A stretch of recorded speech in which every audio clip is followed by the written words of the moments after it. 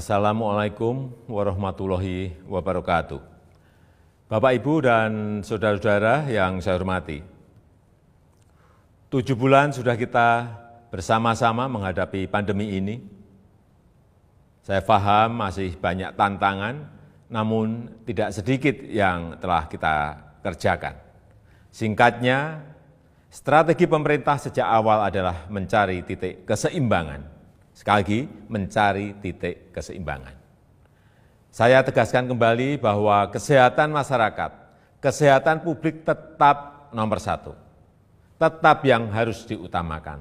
Inilah prioritas, tetapi memprioritaskan kesehatan bukan berarti mengorbankan ekonomi. Karena jika kita mengorbankan ekonomi, itu sama saja dengan mengorbankan kehidupan puluhan juta orang. Ini bukan opsi yang bisa kita ambil. Sekali lagi, kita harus mencari keseimbangan yang pas. Oleh sebab itu, saya dan seluruh jajaran pemerintah selalu berupaya mencari keseimbangan itu. Tidak perlu sok-sokan. Akan melockdown provinsi, melockdown kota, atau melockdown kabupaten. Karena akan mengorbankan kehidupan masyarakat. Tapi kita tetap serius mencegah penyebaran wabah supaya tidak meluas. Hasilnya bagaimana? Ini yang terpenting. Mari kita menilai berdasarkan fakta dan data dan bukan berdasarkan kira-kira. Saya bisa mengatakan penanganan COVID-19 di Indonesia tidak buruk. Bahkan cukup baik. Maka saya hanya bicara fakta. Dalam jumlah kasus dan jumlah kematian, Indonesia jauh lebih baik ketimbang negara-negara lain dengan jumlah penduduk yang besar. Sebaiknya, kalau membandingkan, ya seperti itu. Kalau Indonesia dibandingkan dengan negara-negara kecil yang penduduknya sedikit, tentu perbandingan seperti itu tidak bisa menggambarkan keadaan yang sebenarnya. Dalam hal ekonomi, pencapaian kita juga tidak jelek-jelek amat. Ekonomi kita menurun, ya, betul, itu fakta. Tapi mana ada negara yang tidak menurun ekonominya? Bahkan ada banyak negara lain yang harus memikul beban ekonomi yang jauh lebih parah.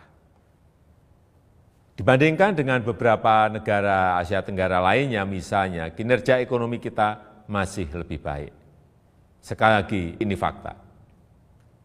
Ini harus kita ambil hikmahnya agar kita juga tetap optimis, dan tidak kehilangan harapan. Sekali lagi, saya tegaskan, kita harus tetap optimis. Bapak, Ibu, saudara-saudara sebangsa dan setanah air, banyak yang telah pemerintah lakukan, banyak sekali macam-macam programnya. Di tengah keterbatasan keuangan negara, saya mengambil risiko untuk mengatasi masalah ini. Angka-angkanya silahkan dilihat sendiri di tampilan yang ada di sini. Berapa ratus triliun yang kita kerahkan untuk mengatasi wabah maupun untuk membantu warga.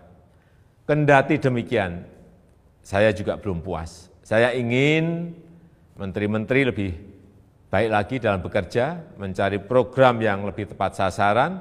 Semua harus terus kita perbaiki. Masih banyak kerja keras yang perlu kita kerjakan. Kita harus terus melakukan penyesuaian kebijakan, mencari yang lebih baik. Masyarakat jangan ragu untuk melapor. Menteri Dalam Negeri telah saya perintahkan untuk terus mendorong pemerintah daerah membuka keran-keran aduan atau masukan untuk perbaikan kebijakan ke depan. Setelah 7 bulan, banyak yang bisa kita pelajari dari wabah ini. Misalnya, pembatasan sosial. Saya kira harus kita sesuaikan. Untuk itu saya menekankan pentingnya pembatasan sosial skala mikro atau mini lockdown. Kita buat lebih terarah, spesifik, fokus, tajam untuk mengatasi masalah COVID, tapi tidak membunuh ekonomi dan kehidupan masyarakat. Ini yang harus kita lakukan. Penyesuaian kebijakan itu jangan dianggap pemerintah mencela-mencela. COVID ini masalah baru. Seluruh dunia juga sama, belum ada negara yang berani mengklaim sudah menemukan solusi yang terbaik. Tiap negara juga berbeda-beda masalahnya, berbeda cara dalam menanganinya. Jadi kita pun harus terus menyesuaikan diri, mencari cara terbaik yang paling cocok dengan situasi kita. Sekali lagi, pencapaian kita sejauh ini tidak buruk. Angka-angkanya jelas, tapi jangan membuat kita terlena. Kita harus waspada, kita harus tetap bekerja keras. Wabah ini jangan diremehkan, ini realita. Tapi jangan membuat kita pesimistis. 7 bulan ini Indonesia membuktikan mampu mengatasi masalah. Belum sempurna, ya, tapi bisa kita perbaiki bersama-sama.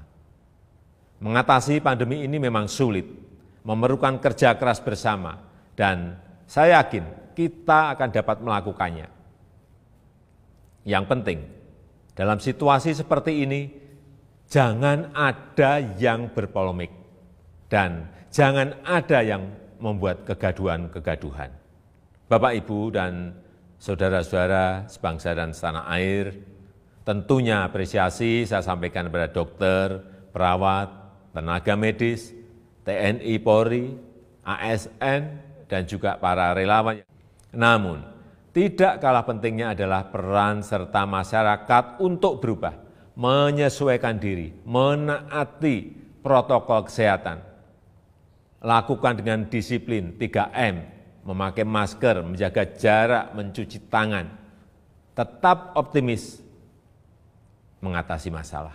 Saya percaya jika kita saling melindungi, saling membantu, saling mengingatkan satu sama lain, kita akan mampu melalui masa-masa sulit ini.